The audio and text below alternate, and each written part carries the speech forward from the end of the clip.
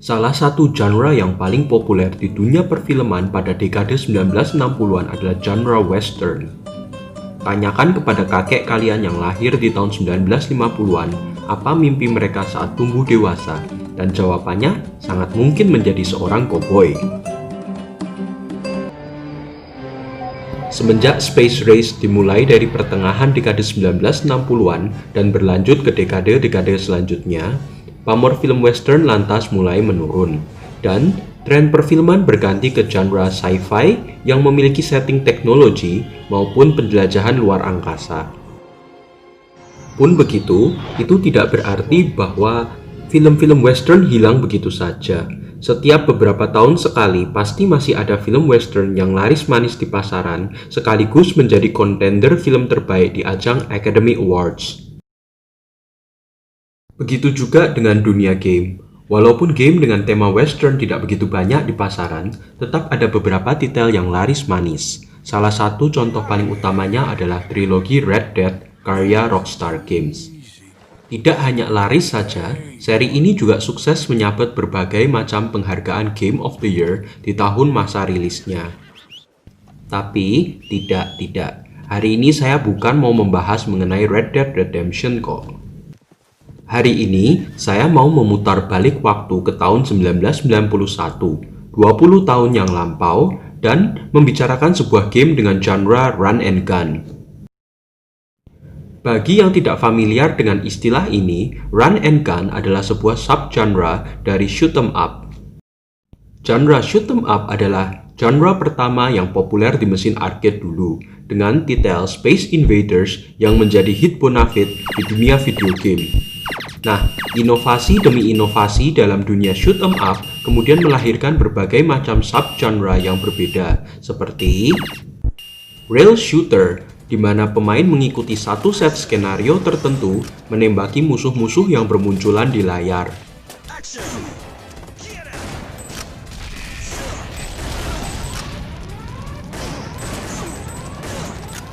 Side-scrolling shooter, di mana layar tidak lagi statis tetapi bergerak dinamis.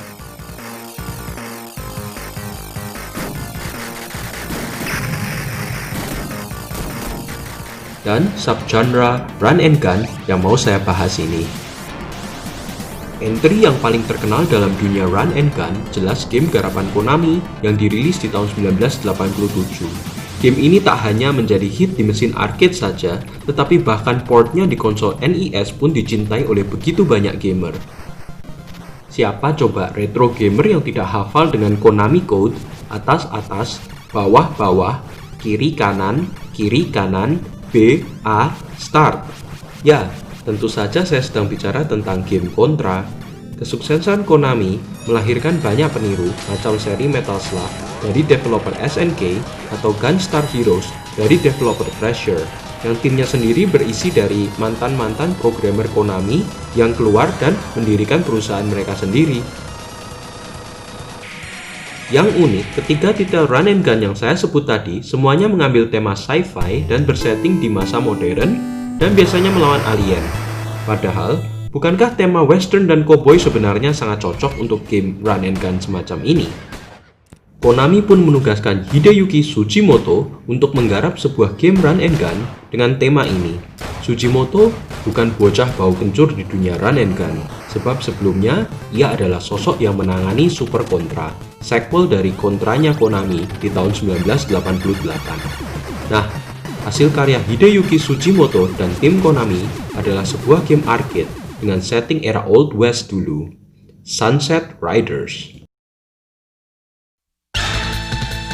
Sunset Riders pertama kali dirilis di mesin arcade pada tahun 1991 dan menjadi salah satu game run and gun yang laris di masanya. Bukti dari kesuksesannya adalah izin Konami untuk merilis game ini ke dua sistem konsol pada masa tersebut. Sega Genesis yang mendapatkan port di tahun 1992 dan SNES yang mendapatkannya di tahun 1993. Sunset Riders menawarkan 4 karakter untuk dipilih oleh para gamer. Steve dan Billy adalah dua koboi yang menggunakan pistol revolver sebagai senjata mereka, sementara Bob dan Cormano menggunakan senjata rifle atau shotgun untuk menghabisi para bandit. Keempat jagoan ini adalah Cowboy Bounty Hunter yang siap menghabisi para outlaw yang pada masa itu merajalela tanpa takut hukum. Senjata pistol revolver memiliki presisi tembakan yang lebih kecil, tetapi damage yang lebih besar. Sementara senjata rifle atau shotgun, jangkauan senjatanya memang lebih luas, tetapi damage-nya lebih kecil.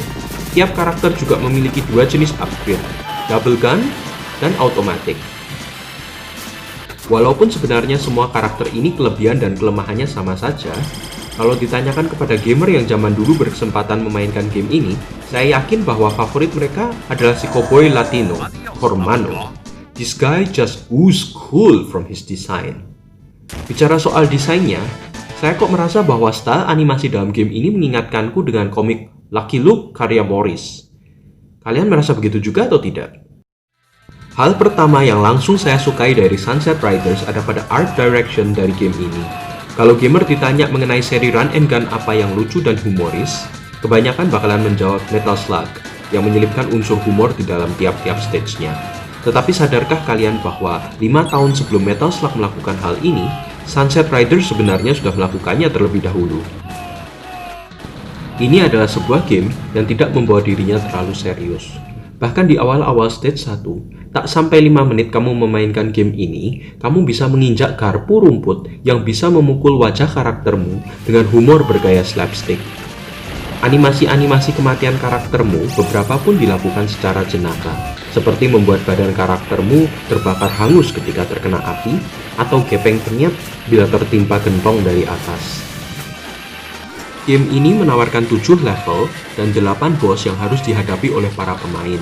Variasi stage yang ditawarkan cukup beragam, mulai dari setting perkotaan, di atas gunung, benteng markas musuh, sampai di atas punggung kuda. Tetapi yang saya sayangkan adalah musuh yang harus dihadapi gamer tidak banyak berbeda dari satu stage ke stage lainnya. Hampir di setiap stage kamu hanya akan menghadapi para bandit dengan warna yang berbeda-beda. Kecuali untuk satu stage di mana kamu harus menghadapi suku Native American yang siap menghabisimu. Set piece yang paling seru di dalam game ini datang setiap kali kamu sampai di penghujung level dan harus menghadapi boss di level tersebut. Tiap-tiap boss memiliki pola serangan yang sulit ditebak, tapi tidak mustahil untuk dihindari. Duel adu tembak antara kamu dan para bos pun selalu dilakukan secara sinematik dan keren, di mana para bos yang kamu habisi biasanya akan memiliki kata-kata kematian yang catchy.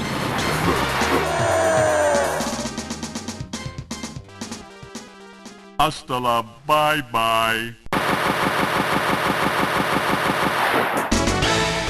Favorit pribadi saya adalah duel menghadapi bos keempat, The Smith Brothers, yang langsung harus dilakukan berurutan setelah menghadapi bos ketiga. Double boss yang terjadi di satu stage berturutan adalah sesuatu yang tidak saya sangka, but boy do I enjoy every moment of it.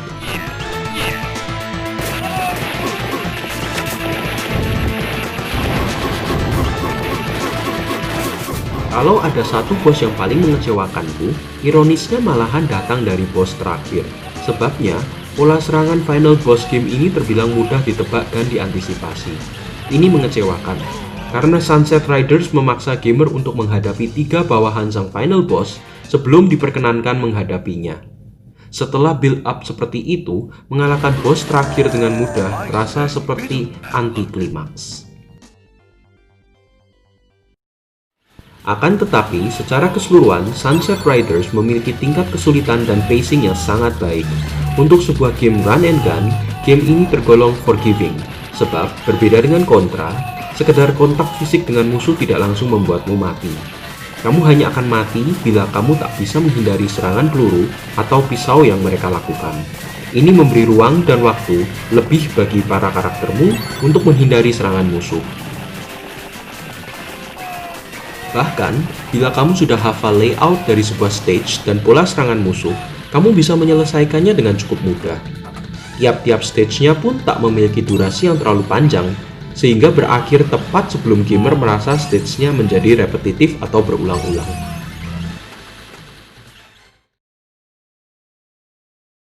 Di tahun 1991, kesuksesan dari Sunset Riders membuka peluang bagi Konami untuk melakukan portnya ke versi konsol. Dua konsol yang paling laris di pasaran pada saat itu adalah Sega Genesis dan SNES yang tengah bersaing sengit. Pada era NES dulu, Nintendo adalah satu-satunya penguasa pasar konsol, dan para developer software seperti Konami terpaksa tunduk pada aturan-aturan mereka, termasuk satu aturan kontroversial yang membatasi tiap developer hanya merilis maksimal 5 game saja setiap tahunnya. Dengan hadirnya Sega sebagai penantang Nintendo, para developer game pun menjadi lebih berani membangkang the big M. Apalagi setelah konsol Genesis makin banyak memakan pangsa pasar Nintendo. Konami pun bukan pengecualian. Pada Desember 1992, mereka merilis Sunset Riders di Sega Genesis, setengah tahun lebih cepat dibandingkan perilisan di versi SNES-nya. Akan tetapi, saya sih tidak menyarankan kalian untuk memainkan versi ini. Lah kenapa begitu? Jawabannya sederhana, karena port ke Sega Genesis adalah versi port yang inferior. Karakter yang bisa dipakai para gamer di sini hanya dua, Billy dan Cormano. Itu artinya, kalau kamu bermain dengan teman, satu orang harus memakai karakter bersenjata pistol revolver, dan yang lainnya harus memakai karakter dengan tipe rifle shotgun. Kekurangan lain yang lebih fatal pada versi Genesis adalah pemangkasan banyak stage di game ini. Apabila di versi arcade, Sunset Riders memiliki 7 level, maka versi Genesis hanya memiliki 4 level saja. 3 level lain, termasuk 2 level di mana gamer menunggangi kuda, dan level yang saya anggap memiliki boss terbaik, dihilangkan di sini. Itu berarti hampir 50% dari game ini dipangkas oleh Konami. Satu-satunya inovasi bagus yang dilakukan oleh versi Sega Genesis adalah fitur tembakan yang bisa dilakukan dengan dua tombol. Tombol menembak pertama membiarkanmu menembak sambil bergerak, seperti pada versi arcade-nya. Sementara, tombol menembak kedua memperbolehkanmu menembak tanpa bergerak alias berdiri di tempat, yang membuat mengarahkan tembakanmu menjadi lebih mudah.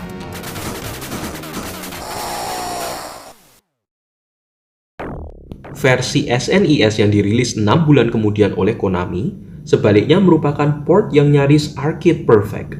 Terlepas dari beberapa kekurangan minor seperti downgrade di kualitas grafis, apa yang kamu dapat di versi SNES praktis adalah sama dengan apa yang kamu dapat dari versi arcade. Semua koboi jagoanmu hadir di versi SNES, dan semua level serta boss pada versi arcade-nya hadir di sini. Bila kamu ingin bernostalgia memainkan Sunset Riders dan bingung memilih antara dua versi konsolnya, tidak usah ragu. Pilih yang SNES. Sebab, in this game, Nintendo do what Sega don't. Akan tetapi, apabila harus memilih pengalaman paling sempurna memainkan Sunset Riders, ya tentu saja jawabannya datang di versi arcade-nya. Dengan kualitas grafis dan audio terbaik, ditambah kemampuan untuk bermain 4 karakter sekaligus, pengalaman chaotic fun gila-gilaan seperti ini hanya bisa ditawarkan oleh arcade. Percaya deh, kalian akan merasa bak Quartet Wyatt, Virgil, Morgan, dan Doc Holliday dalam film Tombstone ketika memainkan game ini ramai-ramai dengan ketiga temanmu lainnya.